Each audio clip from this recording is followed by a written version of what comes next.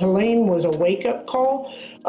This is literally catastrophic. And I can say without any dramatization whatsoever, if you choose to stay in one of those evacuation areas, you're going to die. Wow. I mean, Garrett, let me jump in here with you because you're in Tampa. You're going to stay in Tampa for this storm. And your mayor, I'm sure you heard me say it earlier on this show, your mayor said some things that just kind of made my hair stand on end. She said, if you stay in that house that you're in right now, that's the coffin that you're going to be in. Did that change your mind about leaving? Honestly, not really. I also think that's not the right thing to say when something like this is happening. Like, I feel like it's pretty negative when people are already stressed out enough trying to get out of town. They can't get out of town. So you're telling me these airports are allowed to charge $1,500 for a flight out of Tampa? Even when there is a mass destruction, a mass hurricane going on, capitalism still wins. These companies do not care about us. Yeah, y'all need to remember this. The fact that they are raising their air flights, $1,500 just to get out of Tampa. Just to save your life, you have to spend $1,500 per person. Like, is this what it has come to? Like, is this country so poor that even on the worst days of a person's life, they wanna rob you? They want your money, they wanna steal from you. When people's lives are in danger and they're trying to get out from somewhere, this is how our country responds. By upping the prices so it's harder to get out. And some people were like, oh, it's because it's a lot of flights now. Like, no, that should not be your main concern. Your main concern should be trying to get these people out, help as much as you can. But raising the airfares, what is that doing? I swear, like, we cannot win. People cannot win. Now I guess people cannot win because a lot of folks that booked flights weren't able to make it out. Yeah, a lot of people got stuck. Look, what's that? At least 7 airports closed, 3,000 flights canceled. Tampa International closed on Tuesday morning. Sarasota Bradenton International closed Tuesday afternoon. St. Pete Clearwater International in a mandatory evacuation zone, they closed on Tuesday as well. Orlando International ceased operations on Wednesday morning. Orlando Sanford International suspended operations Wednesday morning as well. Southwest Florida International Airport, Fort Myers, they closed down on Wednesday and wanted to remind everyone that the airport is not a public shelter. Over towards the southeast part of the state, Palm Beach International will cease operations Wednesday night, starting at 9 p.m. They also warn folks that their airport is not a shelter for people or vehicles, and this is further southeast than Palm Beach. But for the folks on the southwest part of the state, in the center, specifically the Tampa Bay Metro, Fort Myers, and Orlando, at this point, if you plan to leave, it won't be by commercial flight.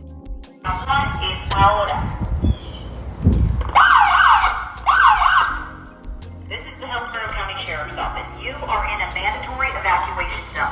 Please leave now. We anticipate that is scary. Significant storm surge and intense wind moving into the area as the storm impacts our community. The time to leave is now. Damn, that's scary. Mandatory evacuation has been ordered for your area. Please leave now. We anticipate We're leaving.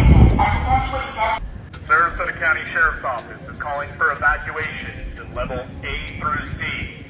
You are in a level A area. Sarasota County has issued an evacuation for your area. To schedule transportation to an evacuation center, call 311. We are expecting severe storm surge, which could exceed 16 feet. You must evacuate now. We're not evacuating. All these animals are children.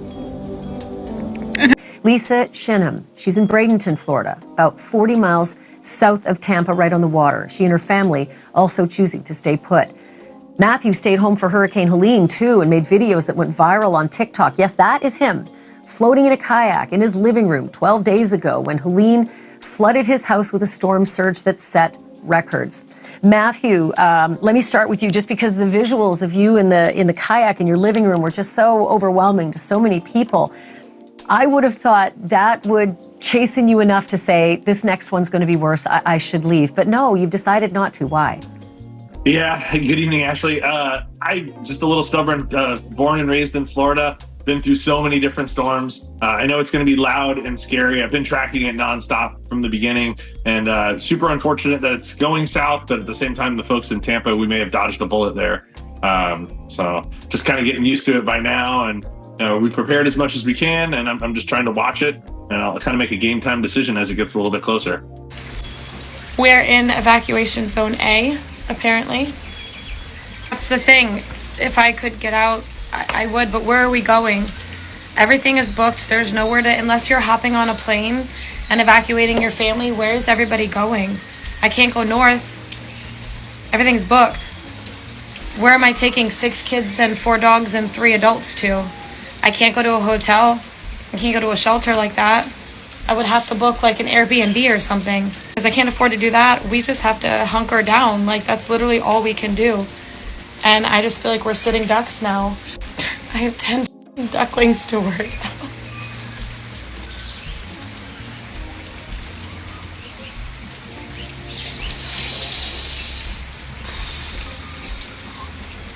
So even if they do mandatory evacuation, I don't know where am I supposed to go? We'll be the first zone to evacuate because we're zone A. They already did mandatory evacuation for the beach. Where am I supposed to go? Unless you put your family on an airplane, which I can't afford to do.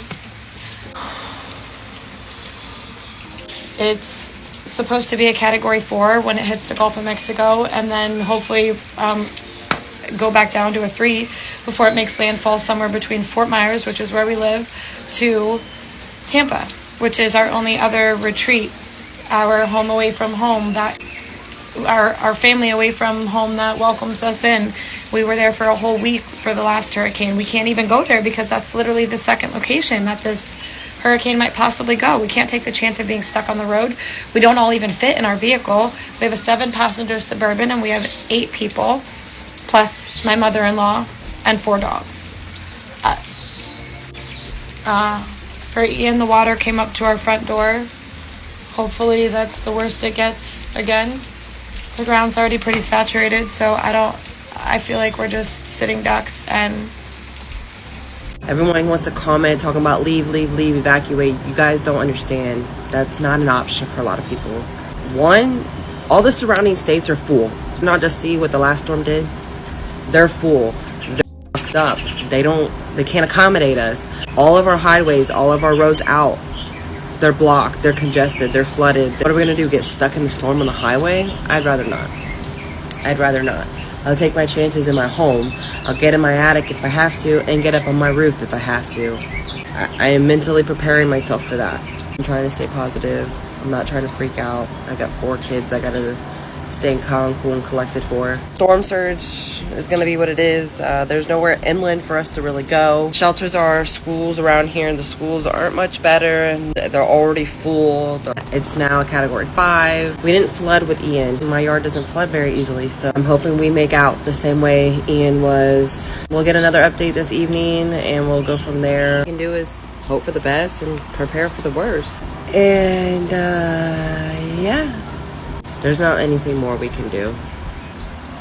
I don't know, some people are stubborn and some just don't have a clue. She said the shelters are full and the nearby states are full. I really believe that some Floridians think they live in their own country. They're not really aware of all the other states around them. Yeah, Helene ripped through Carolina and Georgia, but the whole Georgia, the whole North Carolina, the whole South Carolina are not damaged or full. Then they really forget about Alabama, Mississippi, and Louisiana, places not impacted at all, and they're certainly not full. But I do understand some of them don't know much about the United States outside of 75 and 95 North and South within the Florida border, or whatever popular American cities they see on TV or social media.